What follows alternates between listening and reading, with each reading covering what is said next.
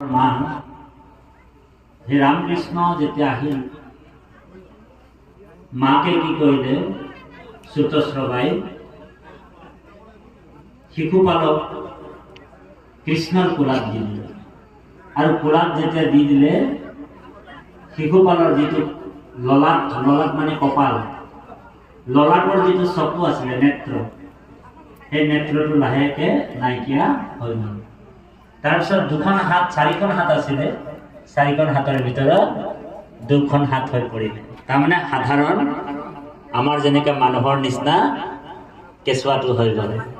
তেতিয়া লগে লগে কি কৰিছে মাকে আকৌ কৃষ্ণক কাকতি কৰিছে। কি বুলি কাকতি কৰিছে অকমান পাঠে পাব যাওক।